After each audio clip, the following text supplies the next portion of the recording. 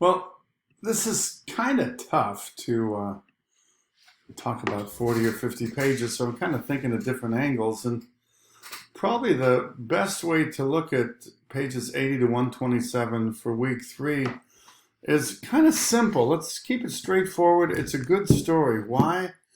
Because it has good versus evil. The people trying to stop the virus, which, as we know, is going to kill millions of people, and the people getting in their way. So Jim Curran, Center for Disease Control, just like they are now. Think of COVID, the people trying to stop the virus, everybody doing the right thing, wearing masks, being careful, and the people getting in their way, denying it, saying it doesn't happen, there's no COVID, we don't have this virus today. So it's not much different here. In fact, you have this, well, at least one of the same organizations, the CDC, they're trying to stop it. They have a big role here. They've got a killer team of epidemiologists. You've got Sandra Ford here. And they're kind of getting close to it.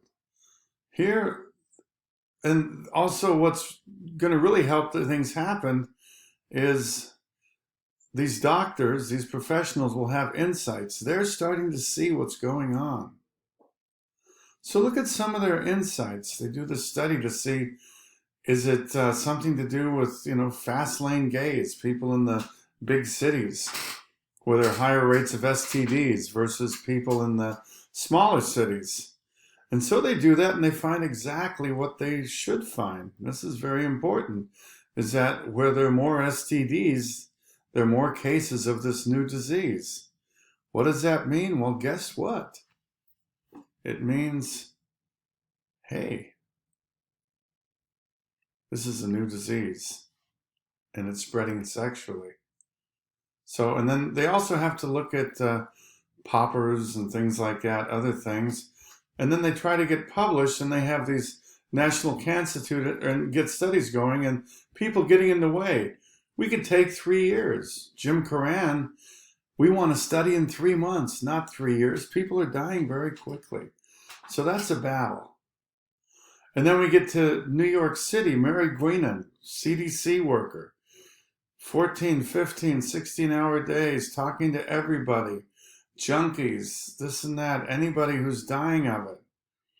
And she gets a new insight. She says, oh, these junkies are telling me the truth. It's not just a gay disease, it's a virus. And she says, oh, if it's a virus, then it's like hepatitis B. And if it's like hepatitis B, it can, spread to junkies, hemophiliacs, and blood transfusion recipients. So she knows it's a virus, or she thinks it very well could be, just based on the people who are getting sick. They don't know, they haven't isolated the virus, but they know there's a pattern of infection. And it's the same pattern as hepatitis B. So these are the doctors who are getting it. Forgive me for clicking around here. And I don't want to spend too much time here. But then you have Larry Kramer, gay community leader, one of the first people, really, first non-medical people to really see what was going on. And he walks in to talk to Dr. Friedman Kine, meets a friend who's sick with the new illness, talks with Dr. Friedman Kine, a doctor who knows what's going on, and gives this very interesting, but obviously correct advice, way ahead of everybody. I'd stop having sex if I want to protect myself. And then on the way out of the office, Larry meets another friend who has the same illness, going to Friedman Kine, see what's going on with his, skin disease. And then again, National Cancer Institute, you have a new machine, fluorescent activated cell sorter. It lets you know how many T cells, how many T8s, T4s, different subsets. It does in the machine in minutes what would take people hours. It was invented about the year AIDS became, the first people started getting sick. What a great thing. And so this is a medical insight. James Goodard at the NCI. He took the blood of 15 healthy gay men in the Washington, D.C. area. half of them had abnormalities in their immune system, and they were still healthy looking. He was trying to compare the blood of AIDS patients with healthy gay men, and he found half of the gay people in Washington, D.C. he tested had something wrong with the immune system. And then you get a favorite line. If you get these favorite lines, isolate them. The results gave him a kind of sinking feeling one gets watching television footage of an airplane making that gentle arc in the first moments of a crash landing. That's spooky. He sees that half of these 15 healthy-looking gay men have abnormalities in their immune system. Oh, this thing is really widespread. And it was. Nobody knew. But on the East Coast, by 1981, about 40 or 50% of the gay people were already infected. They just weren't ill yet. And so that's how this works. And then you have the A-team again, Harold Jaffe, CDC, going into these seedy places in San Francisco, trying to buy this sexual stimulant drug, poppers. Not liking Mary Guinan doing the same thing in New York City. CDC people going all over the place, trying to get to the bottom of it. Is it drugs? Is it something in the environment? Is it poppers? And then we have this great, great line, one of my all-time favorites in the books, Bill Darrow, 1981. All they know is the pattern of illness. And he says, it looks more like a sexually transmitted disease than syphilis. So think of the CDC as the vanguard here. They know exactly what's going on, even though the virus won't be isolated for 2 and 3 years. 2 years by the French, 3 years by the Americans. Actually, about 1.5 years by the French and 2.5 years by the Americans. They know from the pattern of infection that people are getting sick. So this is the A-team. And they have good reasons for saying this. Some of these I've highlighted in my book. Why do they come to that conclusion? That's the cool thing. And then this great line, another one, I think. The trouble, Bill Darrow, CDC, thought was, well, let me go back here. In 1981, there were perhaps 6 or 7 people in Atlanta were worried. Perhaps a dozen or so clinicians and physicians, throw in Larry Kramer, and the secret was getting the other 240 million Americans to say, wake up, something is happening. So that's how this book is written. And then you have a little bit of, gay life in the city, Gary Walsh, Joe Brewer, cruising at the bars, nothing that important, but just kind of playing off the gay culture thing about those who were fairly romantic and those thought having a lot of sex was a way of saying, I'm free, nobody can tell me what to do. Or as Gary Walsh would say, it's all about sexual liberation. And so you get this point and counterpoint in the gay community. And then, similarly, and obviously these people and almost everybody you meet here, not all of them, not Joe Brewer, but Gary Walsh, well, you'll see. There's a reason he feels tired right now. And so we have 18 in San Francisco. You have the local gay paper. God almighty. It kind of sounds like people said about COVID in January. No one knows the extent of the danger, but playing it safe for a few weeks cannot hurt.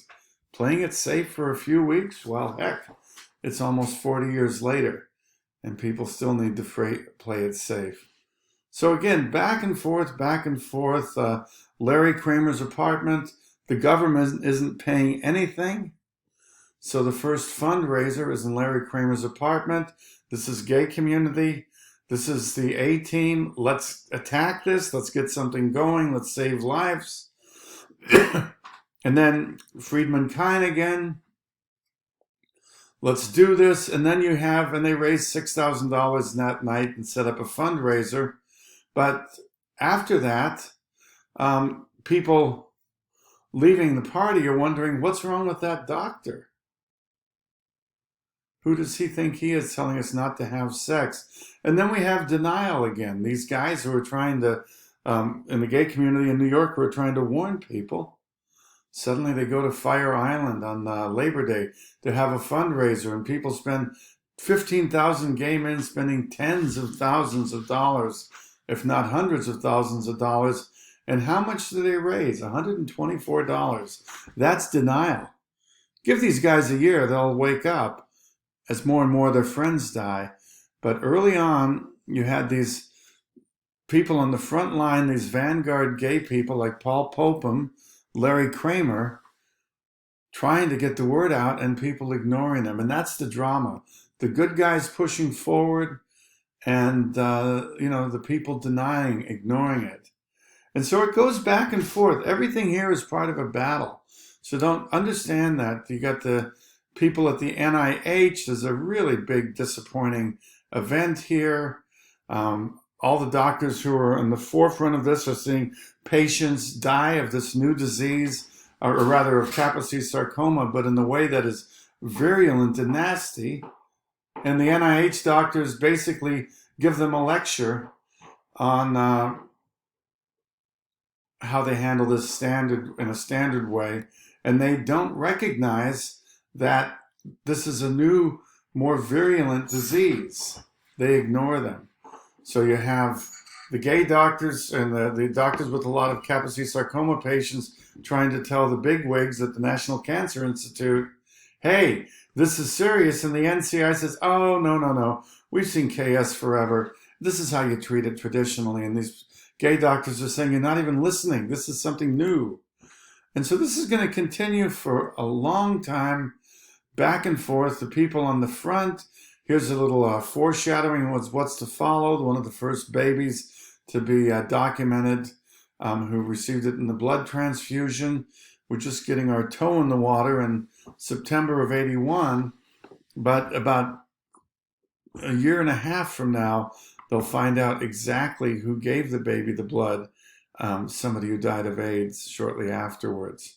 So we get all these hints. It's going to infect babies. It's going to be part of the blood transfusions. The blood banks will carry blood that will infect 20,000 Americans. Hemophiliacs, half of them will die. It's spreading in the blood as we read here. And only a few people will figure it out. And then back to Guinan and Jaffe doing their work for the CDC, checking on number of sexual partners, trying to get everything going. And Guinan meets with Marcus Conant. And these are the doctors that get it. They're the ones, Guinan from the CDC, Marcus Conant, or Mark Conant, San Francisco dermatologist with all the Kaposi sarcoma patients. They know what's going on. And so think of this as kind of a conflict, a tension between people who get it and people who don't. And then when you go into the class, I want you to keep notes as you go through. Some of the doctors are getting it. Why are they getting it? Pay attention to that. The government's not responding. The denial. Pay attention to that. The gay community's not responding. Pay attention to that. Gayton Dugas is the ultimate bad guy because he's a patient who's been told what he has is killing people. Pay attention to that. I'm going to have to rewrite a little bit right now, but I will have the 4 discussion topics. But, wait, sorry. Here's the new version. I'm sorry. I have too many windows open. So think of this as a conflict between those fighting to stop the illness and those getting in the way as you read it. And it really is a drama. And so with denial, getting in the way, gay people denying it, the medical community denying it, denying that it's spreading out of the gay community, infecting Haitians, hemophiliacs, heroin addicts, and babies. Doctors who get it, seeing the terror that lies ahead, but nobody's paying attention to them. Members of the gay community who see what's going on, nobody's paying attention to them. And then patient 0, Gayton Dugas, the ultimate bad patient, willfully spreading the disease according to the book. Much more on this later, after the doctors told him what he was doing was killing people. So think of this as a conflict between good and evil, the people who are wise enough and on the forefront trying to shut down this disease and stop the deaths, and the people getting in their way. I think that'll help you shape the notes. I'm running out of time in light of these 4 discussion posts.